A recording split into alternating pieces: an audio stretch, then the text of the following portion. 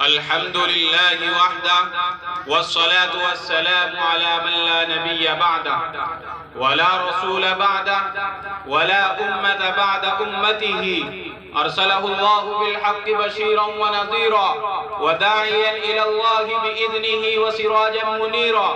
فأعوذ بالله من الشيطان الرجيم. بسم الله الرحمن الرحيم.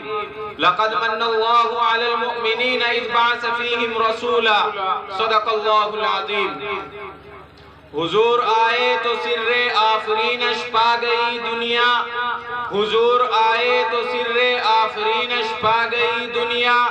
اندھیروں سے نکل کر روشنی میں آ گئی دنیا. ستے چہروں کا زنگ اترا بجھے چہروں پہ نور آیا. ستے چہروں کا زنگ اترا بجھے چہروں پہ نور آیا.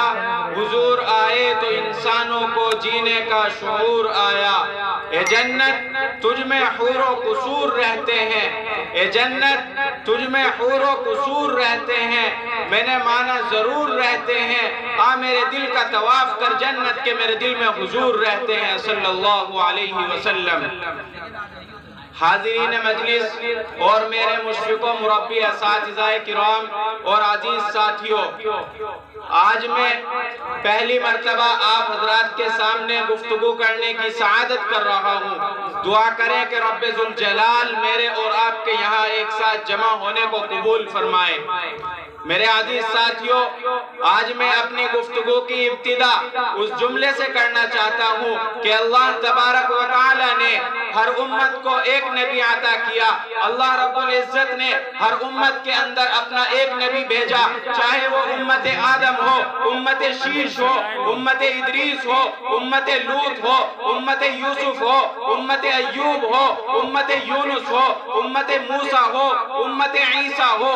جتنی بھی امتیں اس کائنات کے اندر رب ذوالجلال نے پیدا فرمائی، ان تمام کے اندر ہر ایک کے اندر اللہ تبارک و تعالی نے اپنا ایک نبی متعین کیا. تو میں اپنی گفتگو کی ابتدا سرور کونین آقا نامدار جناب محمد عربی صلی اللہ علیہ وسلم کے نام نامی اس میں گرامی سے کرنا چاہتا ہوں کہ اللہ تبارک و تعالی نے ارشاد فرمایا کہ لوگوں میں نے تمہارے اوپر قرآن کریم کے اندر ایک احسان کر دیا. اللہ تبارک و تعالی قرآن کریم کے اندر یوں ارشاد فرماتا ہے لقد من اللہ علی المؤمنین کہ ایمان والو میں نے تمہارے اوپر ایک احسان کر دیا. اللہ کون سا احسان جو آپ نے ہمارے اوپر کیا ہے؟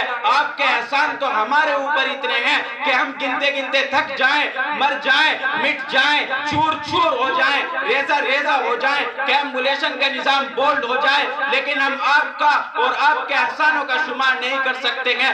رب ذوالجلال کا ارشاد ہے وَإِن تَعُدُّوا نِعْمَةَ اللَّهِ لَا تُحْصُوهَا کہ اللہ ہم آپ کی نعمتوں کا شمار نہیں کر سکتے ہیں. اے اللہ آپ کا اور آپ کی دی ہوئی نعمتوں کا شمار ہم ہرگز نہیں کر سکتے ہیں. اے اللہ آپ نے جتنی نعمتیں، رفعتیں، سعادتیں، منقبتیں اس انسانیت کو عطا کی ہیں اس کا مقابل اور مزید تو پوری دنیا میں نہیں ہے. اے اللہ آپ نے ہمیں انسان بنایا، انسان نہ بنایا ہوتا تو ہم جانور ہوتے، یہی احسان فرمایا نہیں. اے اللہ آپ نے ہمیں انسان بنایا، انسان بنا کر بولنے کو زبان دی، نہ دیتا تو ہم گونگے ہوتے، یہی احسان فرمایا نہیں. اے اللہ آپ نے انسان بنا کر سننے کے لیے دو کان عطا کیے، نہ دیتا تو ہم بہرے ہوتے، یہی احسان فرمایا نہیں. اے اللہ آپ نے انسان بنا کر دیکھنے کے لیے دو آنکھیں عطا کی، نہ دیتا تو ہم اندھے ہوتے، یہی احسان فرمایا نہیں. اللہ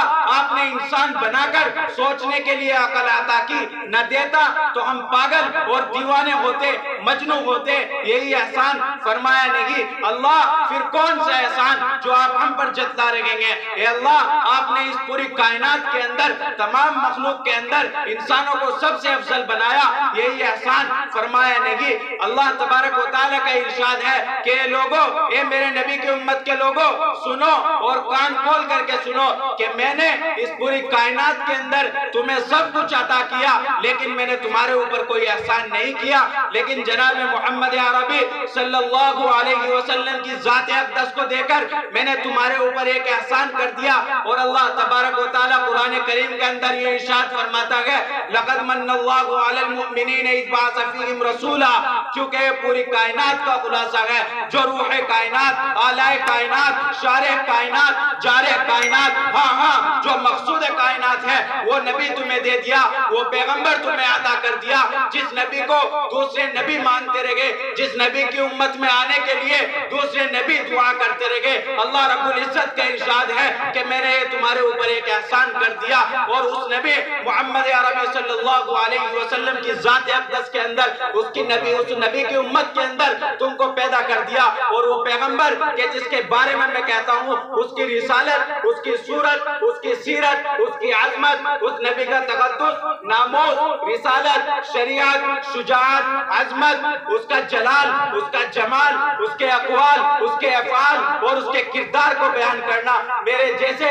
ایک ادنا سے طالب علم اور بچے کا کام ہی نہیں ہے۔ اس کے لیے کوئی بڑا واعظ، کوئی بڑا شاعر، مقرر، مفکر، مدبر، مفسر اور ڈائریکٹر اور قلمکار ہو تو بھی اس کا کوئی حق ادا نہیں کر سکتا ہے۔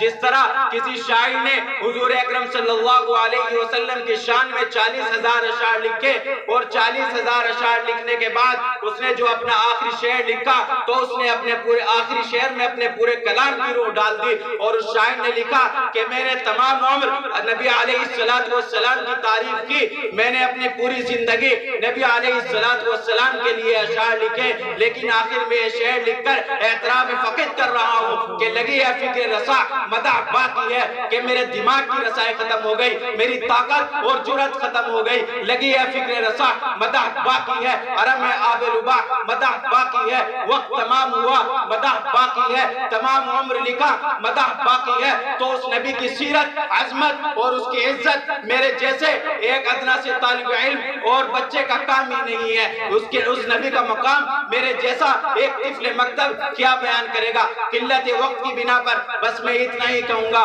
وسعت دین ہے بہت، وسعت سارا تن ہے، وسعت دین ہے بہت، وسعت سارا تن ہے، جو دی ہے مجھ کو تو تڑپنے کی تمنا کم ہے، اب جس کے جی میں آئے وہ لے اسی سے روشنی، اب جس کے جی میں آئے وہ لے اسی سے روشنی، ہم نے چراغ جلا کر سر عام رکھ دیا۔ وآخر دعوانا الحمدللہ رب العالمین۔